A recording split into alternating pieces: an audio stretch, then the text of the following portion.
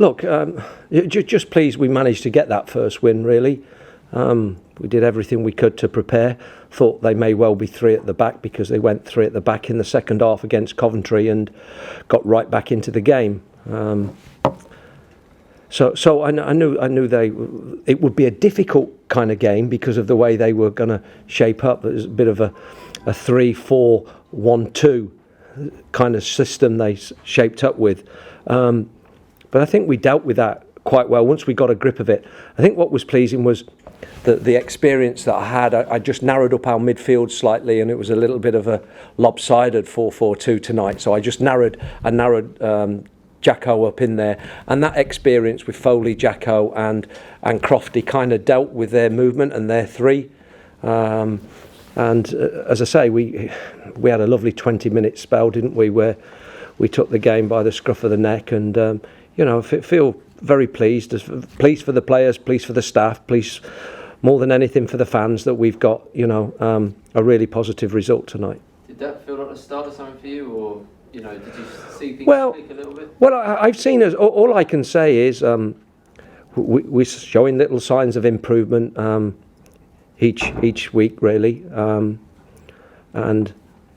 even in the second half on Saturday, I think the fans saw some kind of positive signs, and just very happy, as I say, and not getting carried away because we've only won a football match and there's so many more games to play. But just delighted that we've managed to get 3 precious points in front of our own fans, and their support tonight again was absolutely fantastic. Was it relief at all? No, not at all. No, it's not relief. It's because it's not relief when you kind of trying to you put a seed, you've dropped a seed, and you're trying to grow something.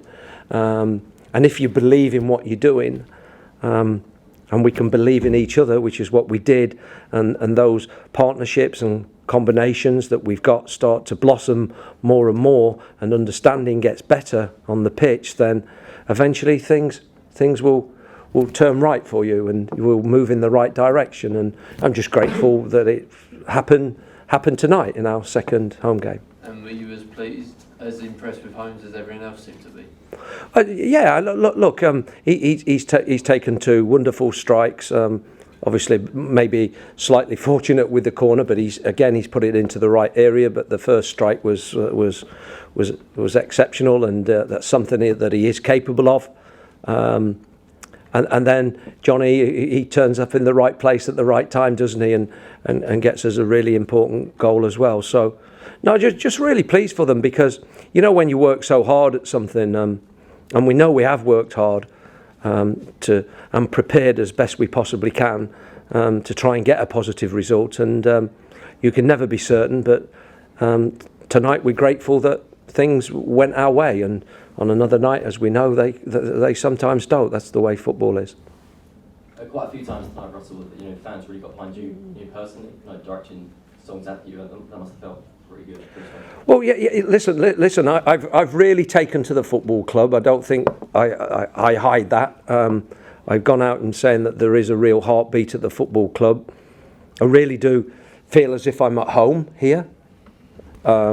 At the club, I'm really enjoying the start to it, even though on the pitch the results hadn't been quite what we wanted. But I think that's sometimes the case when you're trying to build something. And I've had the support. From the owner and Catherine from day one. And I just feel that I just want to grow something here, and we need to keep improving, keep getting better. Not stand still. If you stand still in this game, you tend to get run over. Yeah, as you mentioned, nice late birthday present, I guess, for Jackson. Just always seems to be kind of. No. I mean, I couldn't be happier for him, who's been a great servant to the football club, and since I've come on, pre-season he's worked as hard as anybody to get himself in the best possible shape for a campaign in this league, and You know, I have to be mindful that, I mean, he's played a lot of games. He was getting a bit tight out there. It's probably a good time to bring him off tonight. He's bagged again, and the result was getting more and more secure as time wore away.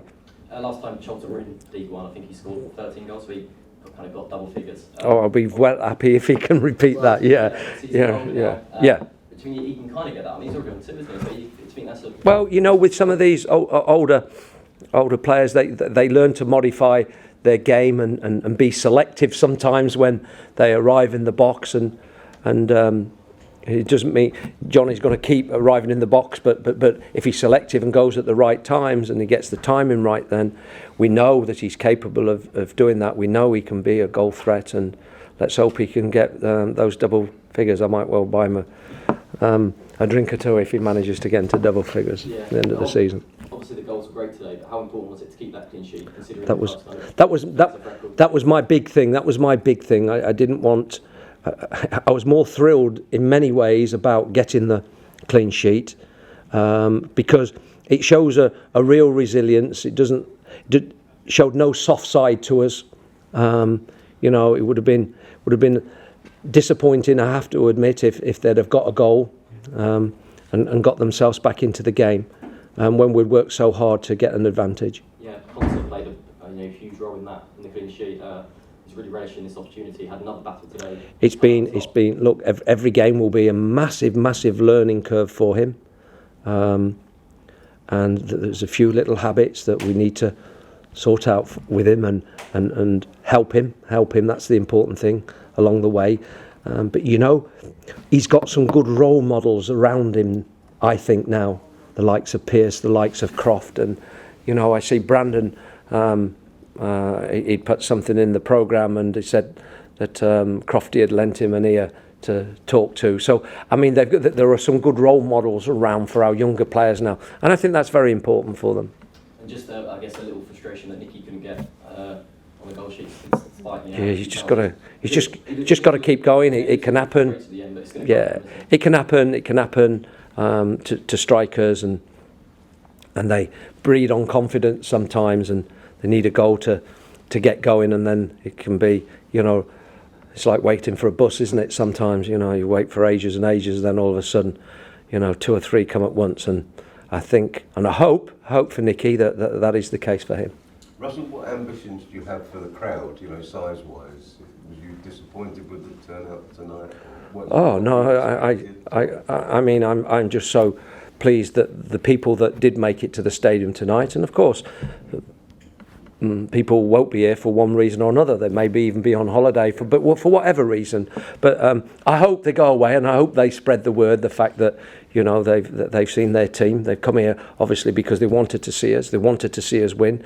They've got that, and I hope they spread the word. And you know, more and more come down to get behind us, because it's a fantastic. What a fantastic place. What a fantastic stadium when things you know, they're behind the team and things are going better. I guess there's only one way to do it, isn't it? Keep winning, keep playing. Well, yeah. I think you want to do it the right way. I just believe in trying to build something solid. I don't want to build anything on sand, and with that means sometimes you'll have obstacles and challenges along the way, and things will sometimes go against you, as possibly they did second half on Saturday. But you have to take that. You have to deal with that. It's not a smooth road. There's lots of bends in the road, and it's how you deal with those situations going forward. But that's football, I'm afraid. It's not an easy life. What did you make of the chant about you having no hair? Oh, I don't mind that. No, I had that for 4.5 years. Yeah. So that's fine. No. Pardon? I think Bob Peters had it as well. Oh, is he? Okay, it's okay. It's no problem. With Ademola, how much are you going to have to manage his game time? Because obviously he's had a very shortened summer, hasn't he, with his England duty as well. How long will you have to manage that, do you think, in terms of not giving him a bit keep working with him. Out of all the players, Rich, really, we probably had less time with Addy, and Patrick Bauer would fall into that category as well. We've only had the last couple weeks with him, 10 days perhaps with him, and then Harry's coming back. We had a little bit at the start of the season, but of course he's needed to he was taken away and was with the medical department. So I'm still, I learn more about some of them than others because of the time or lack of time that I've had with one or two, and Addy would fall into that category. So, work in progress.